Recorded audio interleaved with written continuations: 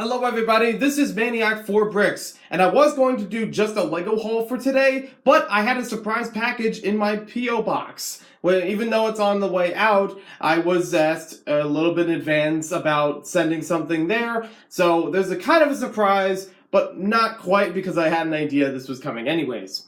Kevin Hinkle and I have been talking for quite a bit, and I did mention to him and Matthew Awald, who was part of Galador, I'm sorry I couldn't attend Brick Fair Virginia this year.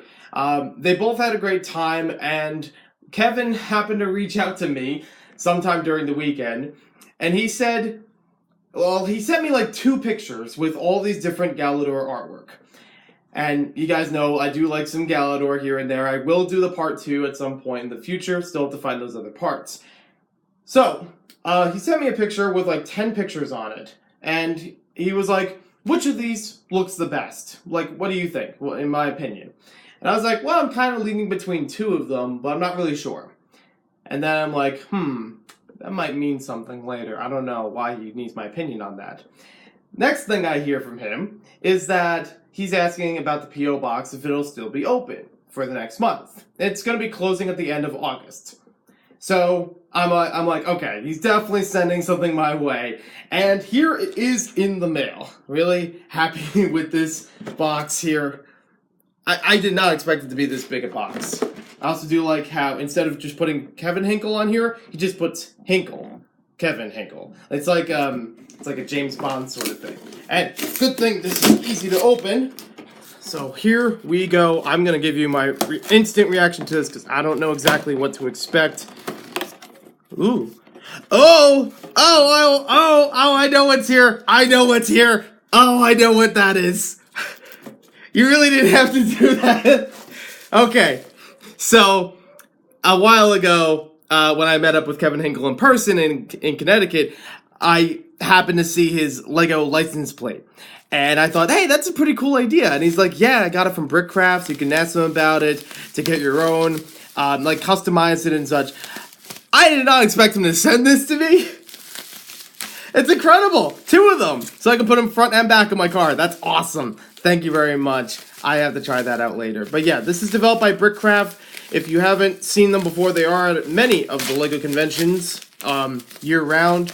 You can also find them on various social media. Not sponsored by them, but I do appreciate their products. They do look great. It is always good to see them at the shows. You know they're there when you see the giant purple car full of Lego bricks on the sides of it. Oh boy, what is this second thing here? This is the thing I thought was gonna coming to me in the mail. 2 Maniac 4 bricks from this quest to the next. Thank you for keeping Galador alive. Matthew Awald, Galador. I may be mispronouncing that. I am sorry, but thank you so much. Thank you both of you, Kevin and Matthew. Matthew Awald, if you haven't known, this is the actor who plays Nick Bluetooth on the TV show Galador, based on the Lego theme. He was at Brick Fair Virginia this year. I did watch the Q&A video that Rise Bell put it up on YouTube. That was phenomenal. There was a lot of heartwarming moments. I'm glad I'm not on camera right now because I'm like tearing up a little bit in the background. It was incredible. I am very sorry that I missed it, but I am happy that somebody still documented it. And this is incredible artwork to go with it. I do need to get this in some kind of frame or something. This looks incredible. I don't want it to get messed up or anything. Lego posters I've had messed up for a while, but that's way too kind of you guys. You did not have to get me anything from Brick Fair Virginia, and I appreciate the surprise gift here. This is incredible, and I am looking forward to adding this onto my car later on. So, moving that aside and trying to not make it too wishy-washy for the video, I do have the rest of the Lego haul I wanted to share with you. So about a year ago, I met someone at some of the local New Jersey trade shows that had a selection of Lego. And even though they had a lot of other things, they still appreciated my interest in Lego. And every once in a while, they'll come back to me with some kind of offer with different Lego sets.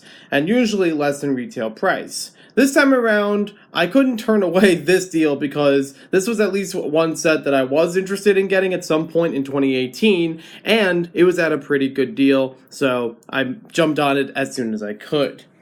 Not only did I get one copy of the LEGO Creator Set 31084, the Pirate Roller Coaster, one of my highest anticipated LEGO sets of 2018, but I also got 2 copies of the Pirate Coaster.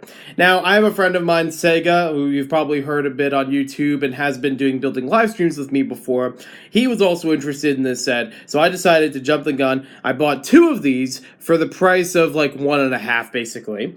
And I'm going to give the other one to Sega. We're actually going to build 1 copy of each of these as the main model Pirate Coaster on a live stream in the near future. So stay tuned for more information about that. To help along with that, I also went to Target and I bought some LEGO Ninjago Movie Ice Tank Poly Bags. I have 4 copies of them just as a backup, but basically I bought these poly bags and they're about $4. They weren't any like clearance price or anything. But I bought these poly bags because they have a lot of chain link pieces. We'll open up one at a time when we motorize this just to be sure that I use the right amount. Because I don't know. I've only seen 1 or 2 videos on YouTube where people have motorized it, but they didn't go through too much of the process of how many pieces it needed or what kinds of pieces were used. So I had to eyeball it.